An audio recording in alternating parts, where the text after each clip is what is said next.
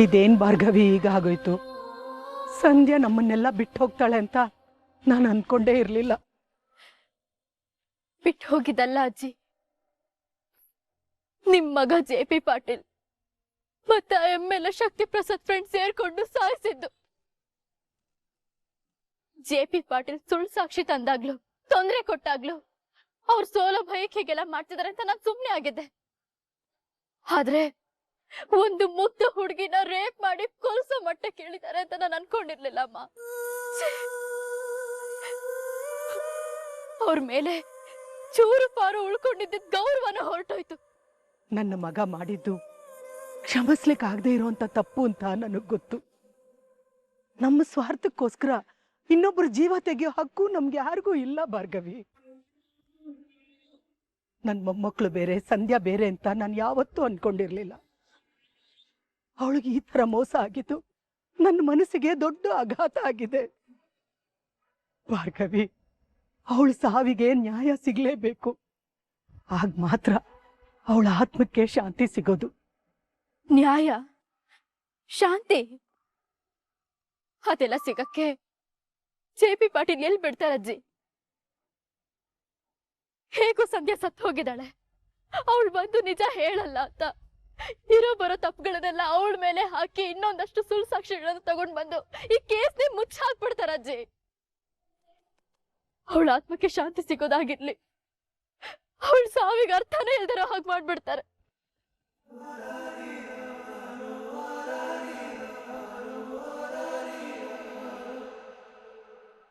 ಅಜ್ಜಿ, ನೀವೇ ಹೇಳ್ದ ಹಾಗೆ ನಿಮ್ಮನೇನು ಹೆಣ್ಮಕ್ಳಿದ್ದಾರೆ.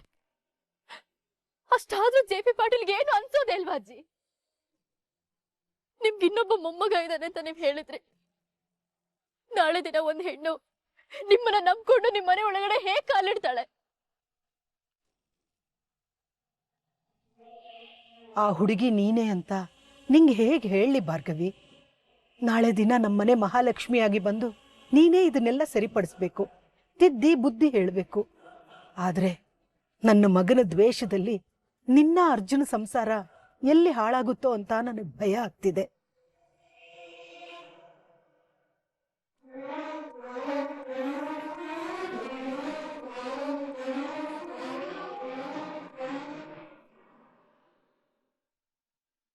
ಕತ್ತಲ್ಲಿ ಏನದು ಭಾರ್ಗವಿ? ಏನು ಏನಿಲ್ವಲ್ಲ ಅಜ್ಜಿ? ನನಗೆ ತಾಳಿ ತರ ಕಾಣಿಸ್ತಿದ್ಯಲ್ಲ?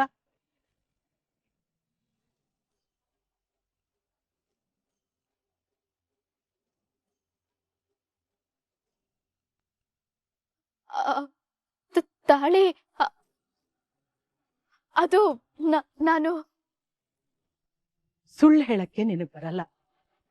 ಸತ್ಯ ಹೇಳಕ್ಕೆ ಈ ತರ ನೀನ್ ಚಡ್ಪಡಿಸ್ತಿದ್ಯಾ ಅಂದ್ರೆ ನಿನಗೆ ಮದ್ವೆ ಆಗೋಯ್ತಾ?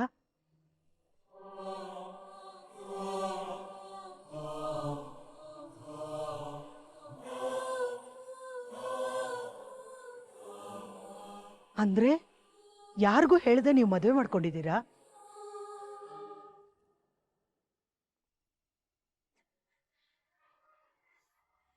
ಹುಡುಗ ಯಾರು? ಅರ್ಜುನ್ ಅಂತ ಅಜ್ಜಿ, ನನ್ ಸ್ನೇಹಿತ.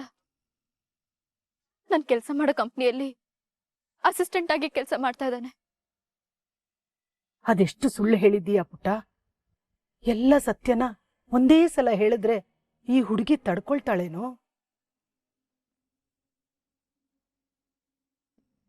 ಭಾರ್ಗವಿ, ನಿನಗೀ ಮದುವೆ ಬಗ್ಗೆ ಸಮಾಧಾನ ಇದೆ ಅಲ್ವಾ? ಹುಡುಗ ಏನೋ ತುಂಬಾ ಒಳ್ಳೆಯವನೇ ಅಜ್ಜಿ. ನಮ್ ಬಗ್ಗೆ ಸಂಧ್ಯಾಗೂ ಗೊತ್ತಿತ್ತು. ನಾನು ಅಷ್ಟೇ ಅವನನ್ನೇ ಮದ್ವೆ ಆಗ್ಬೇಕು ಅಂತ ಅನ್ಕೊಂಡಿದ್ದೆ. ಆದ್ರೆ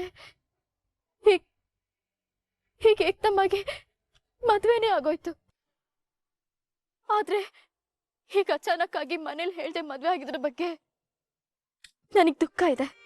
ಕೆಲವೊಂದು ಘಟನೆಗಳೇ ಹಾಗೆ, ನಮಗ್ ಗೊತ್ತಿಲ್ದೇನೆ ಅಚಾನಕ್ ನಡೆದೋಗುತ್ತೆ. ಅದು ಭಗವಂತನ ಇಚ್ಛೆ ಅನ್ಕೊಂಡು ನಾವು ಸಮಾಧಾನ ಪಟ್ಕೋಬೇಕಷ್ಟೆ. ಏನು ಅಜ್ಜಿ, ಸಂಧ್ಯಾಗಿ ತರ ಆದ್ಮೇಲಿಂದ ನನಗ್ ತಲೆನೇ ಓಡ್ತಾ ಇಲ್ಲ.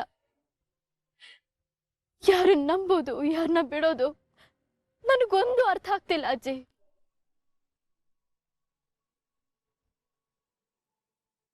ನಿನ್ ದುಃಖ ಅರ್ಥ ಆಗತ್ತೆ. ಈ ಹೋರಾಟದಲ್ಲಿ ನಿನ್ನ ವೈಯಕ್ತಿಕ ಜೀವನನ ಮರಿಬೇಡ. ಈಗ ನಿನಗೆ ಮದುವೆ ಆಗಿದೆ. ಮುಂದಿನ ದಿನಗಳಲ್ಲಿ ನಿನ್ನ ಕಂಡು ಕಾಣದ ಸತ್ಯಗಳು ಕಾಣಿಸ್ಬಹುದು. ವೈವಾಹಿಕ ಜೀವನದಲ್ಲಿ ಕಷ್ಟಗಳು ಬರಬಹುದು. ಅದೆಷ್ಟೇ ಕಷ್ಟ ಬಂದ್ರೂ ನೀವಿಬ್ರು ಜೊತೆಯಾಗಿರ್ಬೇಕು. ನೀವಿಬ್ರು ಪ್ರತಿಸ್ಪರ್ಧಿಗಳಲ್ಲ, ನೀವು ಒಂದೇ ತಂಡ ಅನ್ನೋದು ನಿನಗೆ ನೆನಪಿರ್ಲಿ. ಭಾರ್ಗವಿ, ಆದಷ್ಟು ಬೇಗ ಈ ವಿಷಯನ ನಿಮ್ಮ ಮನೆಯವ್ರಿಗೆ ಹೇಳಿ ನಿನ್ನ ಮನಸ್ಸನ್ನ ಹಗುರ ಮಾಡ್ಕೊ. ಅಜ್ಜಿ, ನನ್ಗೆ ಆಶೀರ್ವಾದ ಮಾಡಿ. ಸಂಧ್ಯಾಗೆ ನ್ಯಾಯ ಸಿಗ್ಲಿ, ನಿನ್ ಜೀವನ ಸರಿ ಹೋಗ್ಲಿ, ನೀನು ನಿನ್ ಗಂಡ 100 ಕಾಲ ಸಂತೋಷವಾಗಿ ಬಾಳಿ. ನಿನಗೊಳ್ಳೇದಾಗ್ಲಮ್ಮ.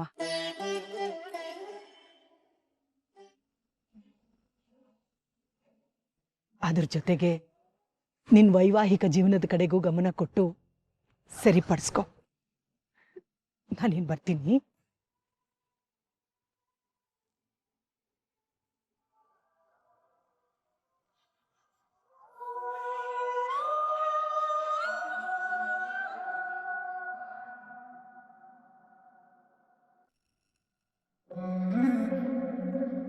ಏನಮ್ಮ ಸೊಸೆರಾಣಿ, ಅಡ್ಗೆ ಮಾಡೋದನ್ನ ಬಿಟ್ಟು ಎಲ್ಲಿ ಹೋಗಿದ್ದೆ? ಚರಣ್ ಜೊತೆ ಮಾತಾಡ್ತಿದ್ದೆ. ಓ, ಏನಂತ ತಲೆ ತಿಂತಿದ್ದೆ? ಗಂಡ ಹೆಂಡತಿ ಮಧ್ಯೆ 1000 ಮಾತಿರುತ್ತೆ, ನಿಮ್ಗ್ಯಾಕ್ ಬೇಕದು? ಚರಣ್ ಪಿಕ್ನಿಕ್ ಹೋಗಣ್ವಾ, ಚರಣ್ ಹನಿಮೂನ್ಗೆ ಹೋಗಣ್ವಾ ಅಂತ ಕೇಳ್ತಿದ್ಯಾ? ಹೀಗ್ ಕದ್ದು ಕೇಳಿಸ್ಕೊಳಕ್ಕೆ ನಿಮಗ್ ನಾಚಿಕೆ ಆಗಲ್ವಾ ಅತ್ತೆ? ಮೋಸ ಮಾಡಿ ನನ್ ಮಗನ್ ಲೈಫ್ಗೆ ನೀನ್ ಬಂದಿದ್ಯಾ, ನಿನಗೆ ನಾಚಿಕೆ ಇಲ್ಲ ಅಂದ್ಮೇಲೆ ನನಗೆ ಯಾಕೆ ನಾಚಿಕೆ ಆಗ್ಬೇಕು? ನೋಡು ಬೃಂದ, ಒಬ್ರಿಗೊಬ್ರಿಗೆ ಇಂಟ್ರೆಸ್ಟ್ ಇದ್ದು ಆಸಕ್ತಿ ಇದ್ರೆ ಮಾತ್ರ ರಿಲೇಶನ್ಶಿಪ್ ವರ್ಕೌಟ್ ಆಗೋದು. ಅದನ್ ಬಿಟ್ಟು ಒಬ್ರ ಮೇಲ್ ಒಬ್ರು ಬಿದ್ರೆ ಇದೆಲ್ಲ ವರ್ಕೌಟ್ ಆಗಲ್ಲ. ಅವನಿಗೂ ಹಿಂಸೆ ಆಗತ್ತೆ, ನಿನಗೂ ಹಿಂಸೆ ಆಗತ್ತೆ. ಅತ್ತೆ, ನನ್ನ ಗಂಡ ಇಷ್ಟು ಕಷ್ಟಗಳನ್ನ ನೋಡ್ಕೊಳಕ್ಕೆ ಹೆಂಡತಿಯಾಗಿ ನಾನಿದ್ದೀನಿ. ಅತ್ತೆಯಾಗಿ ನೀವ್ ಕೊಟ್ಟ ಮಾತನ್ನ ಮೊದಲು ಉಳಿಸ್ಕೊಳ್ಳಿ. ನೀವ್ ಹೇಳಿದ್ರೆ ಚರಣ್ ನಿಮ್ ಮಾತನ್ನ ಕೇಳ್ತಾನೆ. ಕೇಸು ನಿನ್ನಿಂದ ಗೆದ್ರೆ ಮಾತ್ರ ಅಂತಾನು ಹೇಳಿದ್ದೆ, ನೆನ್ಪಿಲ್ವಾ? ಅತ್ತೆ, ಈಗ್ಲೂ ಕೇಸ್ ಮುಗಿಯೋದಕ್ಕೆ ನಾನು ತುಂಬಾ ಹೆಲ್ಪ್ ಮಾಡಿದ್ದೀನಿ. ಇನ್ನೂ ಏನ್ ಮಾಡ್ಬೇಕಿತ್ತು? ಅಂದ್ರೆ ಕೇಸ್ನ ಮುಚ್ಚಾಕಕ್ಕೆ ಸಂಧ್ಯಾನ ಸಾಯಿಸಿದ್ದು ನೀನೇನಾ?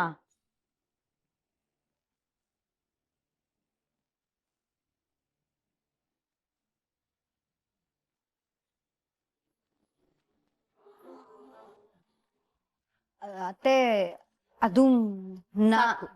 ಇದಕ್ಕೂ ಹೌದು ಅನ್ಬೇಡ. ಯಾರು ಸತ್ರೆ ಅವ್ರ ಚಿತೆನಲ್ಲಿ ಬೆಂಕಿ ಕಾಯಿಸ್ಕೊಳ್ಳೋ ಅಂತ ಜಾಯಮಾನ ನಿಂದು. ಹೌದು, ಸಂಧ್ಯಾ ಸಾಯೋದ್ರಲ್ಲಿ ನನ್ ಕೈವಾಡ ಏನೂ ಇಲ್ಲ. ಹಾಗಂತ ಈ ಕೇಸ್ಗೋಸ್ಕರ ನಾನು ತುಂಬಾನೇ ಕಷ್ಟಪಟ್ಟಿದ್ದೀನಿ, ಅದನ್ನ ನೆನಪಿರ್ಲಿ ಅತ್ತೆ ನಿಮ್ಗೆ. ಹೀಗೆ ವ್ಯಂಗ್ಯ ಮಾಡೋದನ್ನ ಬಿಟ್ಟು ಹೋಗಿ ನಿಮ್ ಮಗಂಗ್ ಸ್ವಲ್ಪ ಬುದ್ಧಿ ಹೇಳಿ. ಹೆಂಡತಿ ಜೊತೆ ಜೀವನ ಸರಿಗ್ ಮಾಡ್ಕೊಂಡಿರು ಅಂತ, ಆಗೆಲ್ಲ ಸರಿ ಹೋಗುತ್ತೆ. ಅತ್ತೆ ಬನ್ನಿ ಅತ್ತೆ, ಒಟ್ಟಿಗೆ ಅಡಿಗೆ ಮಾಡೋಣ.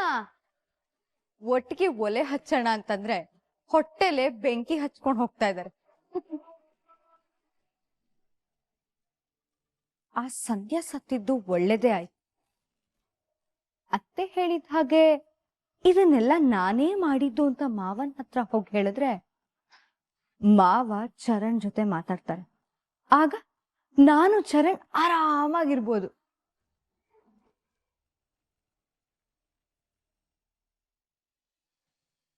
ರಿತು, ನನ್ನ ನಿನ್ನ ಮಧ್ಯೆ ಇದ್ದಿದ್ ಪ್ರಾಬ್ಲಮ್ ಎಲ್ಲ ಸಾಲ್ವ್ ಆಗೋಯ್ತು. ಇನ್ ಯಾರು ಬರಲ್ಲ ನಮ್ಮ ಮಧ್ಯೆ. ನನ್ನ ನೋಡಿ ಎಲ್ರು ಕ್ರೇಜಿ ಅನ್ಸ್ಬೋದು, ಆದ್ರೆ ನಿನ್ಗೆ ಯಾರೋ ತೊಂದರೆ ಕೊಡ್ತಾ ನೋಡಿದ್ರೆ ನಂಗೆ ಇರಕ್ಕಾಗಲ್ಲ ವಿಕಿ. ಯಾಕಂದ್ರೆ ನಿನ್ನ ಅಷ್ಟು ಇಷ್ಟ ಪಡ್ತಾ ಇದ್ದೀನಿ ನಾನು. ನನಗೂ ಅಷ್ಟೇ, ನಿನ್ನ ಬಿಟ್ಟಿರಕ್ ಆಗಲ್ಲ ರಿತು. ಇನ್ ಮುಂದೆ ಅವ್ರಿವ್ರಲ್ಲ, ನಿಮ್ಮಪ್ಪನ ನಮ್ಮಿಬ್ರು ಮಧ್ಯ ಬರೋದಕ್ಕೆ ನಾನ್ ಬಿಡಲ್ಲ. ಅದೇ ಮತ್ತೆ ಮಗ್ಳೇ ಒಪ್ಪದ್ಮೇಲೆ ಅಪ್ಪ ಏನಂತಾರೆ? ಈಗಂತೂ ನಿಂದೇನು ತಪ್ಪಿಲ್ಲ ಅಂತ ಜಡ್ಜ್ಮೆಂಟ್ ಬಂತಲ್ಲ, ಸೊ ನೋ ಪ್ರಾಬ್ಲಮ್. ಒಂದ್ ವೇಳೆ ಅವ್ರು ಒಪ್ದಿದ್ರೆ? ಒಪ್ಲೇಬೇಕು, ಯಾಕಂದ್ರೆ ನನ್ ಮದ್ವೆ ಅಂತ ಆದ್ರೆ ಅದು ನಿನ್ನೆ.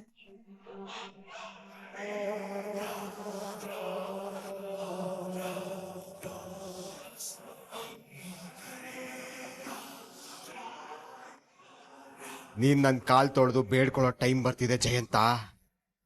ನೀನು ಮಾಡಿರೋ ಅವಮಾನಕ್ಕೆಲ್ಲ ಬಡ್ಡಿ ಸಮೇತ ಅವಮಾನ ಮಾಡ್ತೀನಿ, ನೋಡ್ತೀನಿ.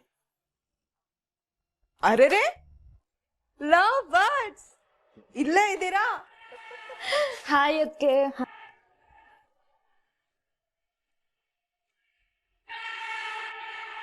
ಅದ್ಕೆ ಅಂತೂ ಇಂತೂ ವಿಕಿ ಕೇಸ್ ಮುಗೀತು. ಈಗ ನೀವು ನಮ್ಮನೆ ಸೊಸೆಯಾಗಿ ಬರೋದು ಒಂದೇ ಬಾಕಿ ಇರೋದು. ಅದಕ್ಕೆ ನಿಮ್ಮ ಅಣ್ಣ ಒಪ್ಬೇಕಲ್ವಾ ರೀತು? ಅವನಿಗೆ ನನ್ ಮೇಲೆ ಪ್ರೀತಿನೇ ಇಲ್ಲ. ಚಿಚೆ ಹಾಗೇನಿಲ್ಲ ಅದಕ್ಕೆ. ಅವತ್ತು ಆಲ್ ಆಫ್ ಅ ಸಡನ್ ಮದುವೆ ಅಂತ ಎಲ್ಲ ಹೇಳಿದ್ರಲ್ಲ, ಅದಕ್ಕೆ ಭಯ ಪಟ್ಕೊಂಡ ಅನ್ಸುತ್ತೆ. ಅವನು ಯಾವತ್ತಿದ್ರು ನಿಮ್ನೆ ಮದ್ವೆ ಆಗ್ತಾನೆ. ಹಾಗೆ ಹೇಳೋರಿತ್ತು, ಯಾವತ್ತೂ ನೀವಿಬ್ರು ಅದ್ಲಿ ಬದ್ಲಿ ಆಗೋರೆ. ಅದ್ಲಿ ಬದ್ಲಿನಾ? ಹಾಗಂದ್ರೆ ಅಂದ್ರೆ ನಮ್ಮ ಅಕ್ಕ ನಿಮ್ಮನೆಗೆ, ನೀನು ನಮ್ಮನೆಗೆ ಸೊಸೆಯಾಗಿ ಬರ್ತೀರಾ, ಎಕ್ಸ್ಚೇಂಜ್ ಆಫರ್ ತರ.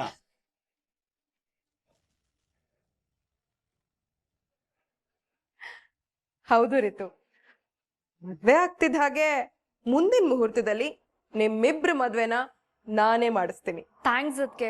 ಆದಷ್ಟು ಬೇಗ ಅಣ್ಣನ್ನ ನಾನು ಒಪ್ಪಿಸ್ತೀನಿ.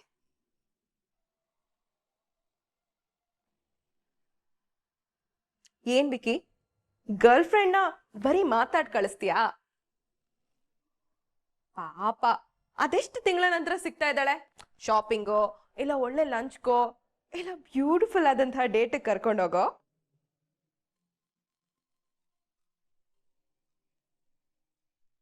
ಅದಕ್ಕೆ ನಿಮ್ಮಂತ ಸ್ವೀಟ್ ಅಡ್ಗೆ ಸಿಗೋದಕ್ಕೆ ಸಾಧ್ಯನೇ ಇಲ್ಲ. ಆ ಸಂಧ್ಯಾ ಹೇಗ್ ಸತ್ಲೋ ಏನೋ ನನ್ಗೆ ಗೊತ್ತಿಲ್ಲ, ಆದ್ರೆ ನಾನಂತೂ ಸಾಕಾಗಿ ಖುಷಿಯಾಗಿದ್ದೀನಿ. ರೀತು ಹೋಣ.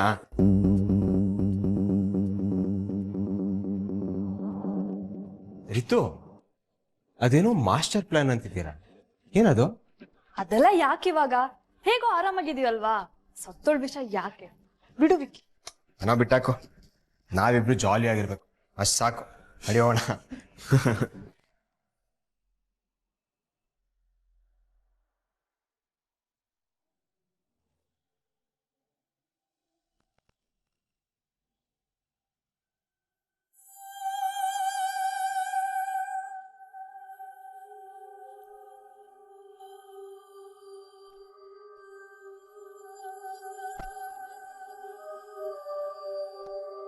ಡ್ಯಾಡ್,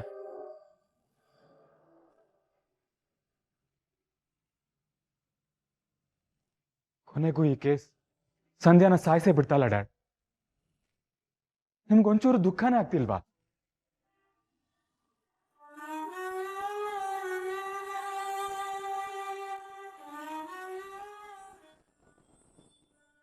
ಡ್ಯಾಡ್ ಡ್ಯಾಡ್,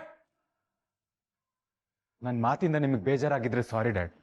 ಆದ್ರೆ ಮನೆಯವರೆಲ್ಲ ಸಂಧ್ಯಾ ಬಗ್ಗೆ ಒಂಚೂರು ಕನಿಕರ ಇಲ್ಲದೆ ಏನೇನೋ ಮಾತಾಡ್ತಿದ್ದಾರೆ. ಅದನ್ನ ನನ್ನ ಕೈಲಿ ನೋಡಕ್ ಆಗ್ತಿಲ್ಲ. ಅದಕ್ಕೆ ನಾನೇನ್ ಮಾಡ್ಬೇಕು? ಅವಳು ನಮ್ಮನ್ನೆಲ್ಲ ಬಿಟ್ಟು ಹೋಗಿದ್ದಾಳೆ. ಅವಳ ಬಗ್ಗೆ ಕೆಟ್ಟದಂಗ್ ಮಾತಾಡ್ಬೇಡಿ ಅಂತ ಹೇಳಿ ಡ್ಯಾಡ್. ಓ, ನಾನೇ ಅವಳನ್ನ ಸಾಯಿಸ್ಬಿಟ್ಟು ಬಂದೆ, ಇಲ್ಲಿ ಎಲ್ಲರೂ ಸೆಲೆಬ್ರೇಷನ್ ಮಾಡ್ತಿದ್ದಾರೆ ಅಂತಂತಿದ್ಯಾ? ಡ್ಯಾಡ್, ನಾನು ಹಾಗೆ ಹೇಳಿಲ್ಲ. ಮತ್ತೆ ಇನ್ನೆಂಗಪ್ಪ ಹೇಳ್ದೆ? ನಾನು ಕೊಟ್ಟಿರೋ ಒಂದು ಮಾತನ್ನ ನಡೆಸ್ಕೊಡೋ ಯೋಗ್ಯತೆ ಇಲ್ಲ ನಿನಗೆ? ಈಗ ಹಿಂಗ್ ಹೇಳಕ್ಕೆ ನಾಚಿಕೆ ಆಗಲ್ವಾ ನಿನ್ಗೆ? ನಮ್ಮ ಮನೇಲೆ ಕೆಲಸ ಮಾಡ್ಕೊಂಡು ಬಿದ್ದಿರು ಅಂತ ಹೇಳ್ದೆ ಅವಳಿಗೆ. ಅಲ್ಲಿ ಹೋಗಿ ಸಿಕ್ಕಾಕೊಂಡು ಸತ್ಲು. ಇಷ್ಟು ದಿನ ಅನ್ನ ಹಾಕಿದ್ದಕ್ಕೂ ಸರಿಯಾಗಿ ಮರ್ಯಾದೆ ತೋರಿಸಿದ್ಲು. ನಿಮ್ಗೂ ಈ ಸಾವುಗೂ ಯಾವ ಸಂಬಂಧನೂ ಇಲ್ಲ ಅಂತ ಗೊತ್ತು ಡ್ಯಾಡ್. ಆದ್ರೆ ಪಾಪ ಅವಳ ಜೀವನೇ ಹೋಗಿದೆ. ಅವಳ ಸಾವುಗೂ ನ್ಯಾಯ ಸಿಗ್ಬೇಕಲ್ವಾ? ಅವ್ರು ಕೊಂದವ್ರಿಗೆ ಶಿಕ್ಷೆ ಆಗ್ಬೇಕಲ್ವಾ ಡ್ಯಾಡ್? ಸರಿನಪ್ಪ, ಏನು ಕೆಲಸ ಕಾರ್ಯ ಮಾಡದೆ ಬಿದ್ದಿದ್ಯಲ್ಲ, ನೀನೇ ಹೋಗಿ ಹುಡುಕು. ಆ ಕೊಲೆಗಾರ ಯಾರು ಅಂತ ಗೊತ್ತು ಡ್ಯಾಡ್. ಅವ್ನು ನಮ್ಮ ಮಧ್ಯೆನೇ ಇದ್ದಾನೆ.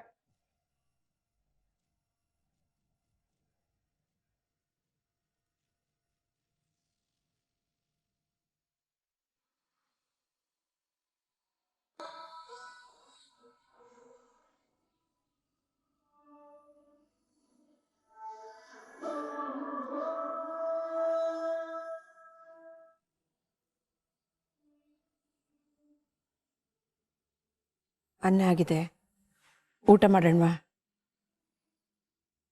ಇಷ್ಟು ಬೇಗ ಬೇಡ, ಆಮೇಲೆ ಮಾಡ್ತೀನಿ.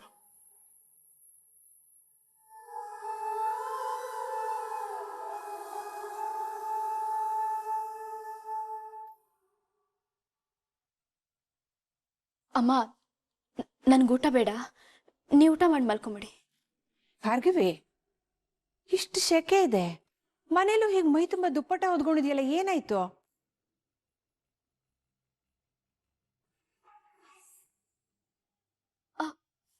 ಅದು ಶೆಕೆ ಇಲ್ಲಮ್ಮ, ತುಂಬಾ ಚಳಿ ಆಗ್ತಾ ಇದೆ, ಅದಕ್ಕೆ ಹೊತ್ಕೊಂಡಿದ್ದೀನಿ. ಚಳಿನಾ? ಹಾ.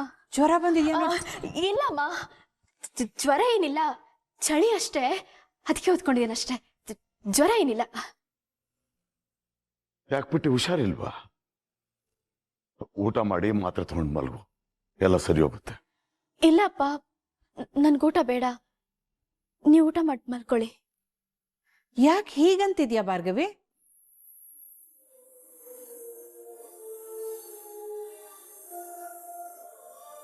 ನಾನು ಸೋತೋಗ್ಬಿಟ್ಟೆ ಅಮ್ಮ. ಯಾರಿಗೆ ಕೊಟ್ಟ ಮಾತನ್ನು ನನ್ನ ಕೈ ಉಳಿಸ್ಕೊಳ್ಳಕ್ಕೆ ಆಗ್ಲಿಲ್ಲ. ನಿಮಗ್ ಮಾತು ಕೊಟ್ಟೆ, ಸಂಧ್ಯಂಗ್ ಮಾತು ಕೊಟ್ಟೆ, ನನಗ್ ನಾನೇ ಶಬ್ದ ಮಾಡ್ಕೊಂಡೆ. ನೆನ್ಸ್ಕೊಂಡ್ರೆ ತುಂಬಾನೇ ದುಃಖ ಆಗ್ತದಪ್ಪ. ನ್ಯಾಯ ಅನ್ಯಾಯ ಅಂತ ಸಂಧ್ಯಾ ಬಲಿಯಾಗೋ ಹಾಗೆ ಮಾಡ್ಬಿಟ್ಟ ಅಂತ ನನಗೆ ಹಿಂಸೆ ಆಗ್ತದ.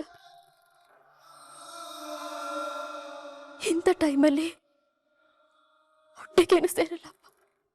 ಹಾಗೆಲ್ಲ ಅಂದ್ಕೋಬೇಡ ಪುಟ್ಟಿ ನೀನು. ಹಾಗೇನಾದ್ರೂ ನೀನು ಅಂದ್ಕೊಂಡ್ರೆ ಅದೇ ಯೋಚನೆಯಲ್ಲಿ ಕುಗ್ಗೋಗ್ಬಿಡ್ಚ. ಆಮೇಲೆ ಅದರಿಂದ ಆಚೆ ಬರೋದು ಬಹಳ ಕಷ್ಟ ಆಗುತ್ತೆ. ಈಗೇನಾಗಿದೆ ಹೇಳು? ನಿನ್ನೆಲ್ಲ ಪ್ರಯತ್ನನೂ ನೀನು ಪ್ರಾಮಾಣಿಕವಾಗಿ ಮಾಡೇ ಇದೀಯ. ಇನ್ನೇನ್ ನ್ಯಾಯ ಸಿಕ್ಕಿಬಿಡ್ತು ಅನ್ನೋಷ್ಟರಲ್ಲಿ ಆ ದುಷ್ಟರು ತಮ್ಮ ದುಷ್ಬುದ್ಧಿನ ತೋರಿಸ್ಬಿಟ್ರು. ನೀನೇನೋ ನಿನ್ ಜೀವನ, ನಿನ್ ಜೀವ ಎಲ್ಲಾನು ಒತ್ತೆ ಇಟ್ಬಿಟ್ಟು ಸಂಧ್ಯಾಳನ ಉಳಿಸ್ಕೊಳ್ಳೋದಕ್ಕೋಸ್ಕರ ಹೋರಾಡ್ದೆ. ಆದ್ರೆ ನೀನ್ ಎದುರು ಹಾಕೊಂಡಿರೋದು ಮನುಷ್ಯತ್ವ ಇರೋ ಮನುಷ್ಯನಲ್ಲಮ್ಮ. ತಮ್ಮ ಕೆಲಸ ಆಗೋದಿಕ್ಕೆ ಯಾರನ್ನ ಬೇಕಾದ್ರೂ ಬಲಿ ಕೊಡೋ ಮೃಗಗಳನ್ನು. ಅವರ ಗೆಲುವಿನ ಆಟದಲ್ಲಿ ಅದೆಷ್ಟೋ ಜನ ಬಲಿಯಾಗಿ ಶವವಾಗ್ಬಿಟ್ಟಿದ್ದಾರೆ. ಈಗ ನಮ್ಮ ಕಣ್ಮುಂದೆ ಸಂಧ್ಯಾ ಬಲಿಯಾದ್ಲು ಅಷ್ಟೇ.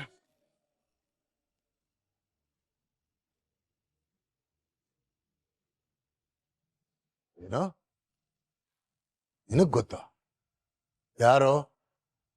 ಇನ್ಯಾರು? ಆ ವಿಕ್ಕಿನೇ. ವಿಕ್ಕಿ ಬಗ್ಗೆ ಮಾತಾಡಿದ್ರೆ ಹಲ್ಲು ಉದುರಿಸ್ಬಿಡ್ತೀನಿ. ತಂದೆ ಮಾತಿಗೆ ತಗ್ಗಿ ಬಗ್ಗಿ ನಡೆಯೋ ವಿಕ್ಕಿಯಲ್ಲಿ ನನ್ನ ಮಾತನ್ನ ಮೀರಿ ಓಡೋದಿಲ್ಲ ನೀನಲ್ಲಿ. ಇಷ್ಟಕ್ಕೂ ಅವನೇ ಕೊಲೆ ಮಾಡಿದಾನೆ ಅಂತ ನಿನ್ನ ಹತ್ರ ಏನ್ ಪ್ರೂಫು? ಪ್ರೂಫ್ ತೋರ್ಸು. ನ್ಯಾಯ ನ್ಯಾಯ ಈ ಥರ ಎಲ್ಲ ಮಾತಾಡಿದ್ರೆ ಪರಿಣಾಮ ನೆಟ್ಟಗಿರಲ್ಲ. ಈಗಲೇ ಹೇಳ್ತಾ ಇದ್ದೀನಿ.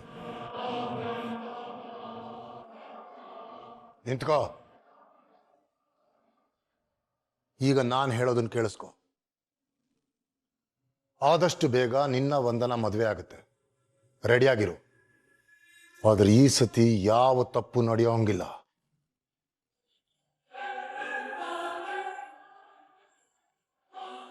ಏನೋ ಮತ್ತೆ ಓಡೋಗೋ ಪ್ಲಾನ? ನಿನ್ನ ಹಳೆ ಚಾಳಿ ಎಲ್ಲ ನಡೆಯಲ್ಲ ಅರ್ಜುನ್, ಈಗಲೇ ಹೇಳ್ತಾ ಇದ್ದೀನಿ. ನಿಜವಾಗ್ಲೂ ನನಗೆ ವಂದನ ಜೊತೆ ಮದ್ವೆ ಇಷ್ಟ ಅಲ್ಲ ಡ್ಯಾಡ್. ಅಷ್ಟಕ್ಕೂ ನಾನೀಗ ಇಷ್ಟ ಕಷ್ಟಗಳನ್ನ ತಗೊಂಡೋಗಿ ಆ ಚರಂಡಿಗೆ ಬಿಸಾಕು. ವಂದನ ಹೇಳಿದ್ಲು ಅಂತ ಇಷ್ಟೆಲ್ಲ ಆದ್ಮೇಲೂ ನಿನ್ನನ್ನ ಈ ಮನೇಲಿ ಇಟ್ಕೊಂಡಿದ್ದೀನಿ.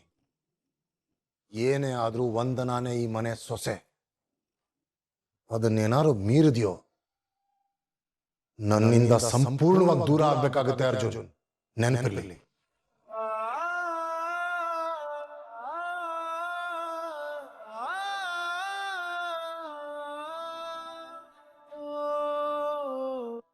ಹೌದಲ್ವಾ ಭಾರ್ಗವಿ? ನಮ್ ಕಲ್ಪನೆನೇ ಒಂದ್ಸಲ ನೋಡು, ಮಗಳನ್ ಕಳ್ಕೊಂಡ್ಲು, ಗಂಡ ಜೈಲಿಗೆ ಹೋದ್ರು, ಅವಳು ಬದುಕಿದ್ದು ಜೀವಂತ ಶವ ಮಾಡ್ಬಿಟ್ಟಿಲ್ವಾ ಅವರು ಅವಳನ್ನ? ಅವರ ಹಣ ಅಧಿಕಾರ ಮದದಲ್ಲಿ ಸುಳ್ಳನ್ನ ಸತ್ಯ ಅಂತ ತೋರಿಸ್ಬಿಟ್ಟು ಅವ್ರು ಮಾಡಿರೋ ಕೆಲಸದಲ್ಲಿ ನಾನು ನಿಮ್ಮತ್ತೆ ಅದೆಷ್ಟು ಕೊರಗ್ತಾ ಇದೀವೋ ನಾವು. ನೆಮ್ಮದಿಯ ನಿದ್ದೆ ಮಾಡಿ ಇದೆಷ್ಟು ವರ್ಷ ಆಗೋಗ್ಬಿಡ್ತು. ನೀನು ನಮ್ಮಾಗೆ ನೆಮ್ಮದಿ ಕಟ್ಸ್ಕೊಂಡು ಜೀವನ ಮಾಡಬಾರ್ದು ಪುಟ್ಟಿ. ಏನಪ್ಪ ಹಿಂಗ್ ಹೇಳ್ತಿದ್ದೀರಾ? ಅವ್ರು ಸರಿಯಾಗಿ ಹೇಳ್ತಾ ಇದ್ದಾರೆ ಭಾರ್ಗವಿ. ಬೃಂದ ಬಿಟ್ಟು ಹೋದ್ಲು, ಸಂಧ್ಯಾ ಈಗ ನಮ್ ಪಾಲ್ಗಿರೋದು ನೀನೊಬ್ಳೆ ಕಣೆ. ನಮಗೆ ಆಸ್ತಿ ಐಶ್ವರ್ಯ ಬೇಕು ಅಂತ ಕೇಳ್ತಾ ಇಲ್ಲ. ಉಳಿದಿರೋ ಆಯಸ್ಸನ್ನ ಗಂಜಿ ಕುಡ್ಕೊಂಡು ಬದುಕಬಹುದು. ಆದ್ರೆ ನೀನ್ ನಮ್ಮೆದುರುಗಡೆ ನೋವು ತಿನ್ನೋದನ್ನ ನಮಗ್ ನೋಡಕ್ ಆಗಲ್ಲ ಭಾರ್ಗವಿ. ಆ ದುಷ್ಟ್ರ ಸವಾಸ ಸಾಕು ಭಾರ್ಗವಿ. ಅವತ್ ಹೇಳ್ದ ಹಾಗೆ ನೀನು ಒಂದ್ ಮದುವೆ ಆಗ್ಬಿಡು. ನೀನ್ ದೇವನ್ ಪುಟ್ಟ ಪ್ರಪಂಚನ ಕಟ್ಕೊಂಡು ನೆಮ್ಮದಿಯಾಗಿರು ಭಾರ್ಗವಿ. ನಿಮ್ಮಪ್ಪ ಮಾತಲ್ಲಿ ಹೇಳ್ದೆ ಇರ್ಬೋದು ಕಣೆ, ಆದ್ರೆ ಅವ್ರ ಮನಸ್ಸಿನಲ್ಲಿರೋದು ಇದೆ. ನನ್ ಮದ್ವೆ ಬಗ್ಗೆ ಇವರದೆಷ್ಟು ಕನ್ಸುಗಳನ್ನ ಕಟ್ಕೊಂಡಿದ್ದಾರೆ. ಈಗಾಗ್ಲೂ ನನಗೆ ಮದ್ವೆ ಆಗೋಗಿದೆ ಅಂದ್ರೆ ಇವ್ರು ತಡ್ಕೊಳ್ತಾರ? ಆಂಜನೇಯ, ನಿನ್ನ ಸನ್ನಿಧಾನದಲ್ಲಿ ನಿನ್ನಿಚ್ಛೆ ಹಾಗೆ ಮದ್ವೆ ನಡೆದು ಹೋಯ್ತು. ಈಗ ಎರಡೂ ಮನೆಯವರು ಒಪ್ಸೋ ಜವಾಬ್ದಾರಿ ನಿಂದೆ. ದಯವಿಟ್ಟು ಎರಡೂ ಕುಟುಂಬಗಳು ನಮ್ಮನ್ನ ಒಪ್ಕೊಂಡು ಒಂದಾಗೋ ಹಾಗೆ ಮಾಡು ಆಂಜನೇಯ.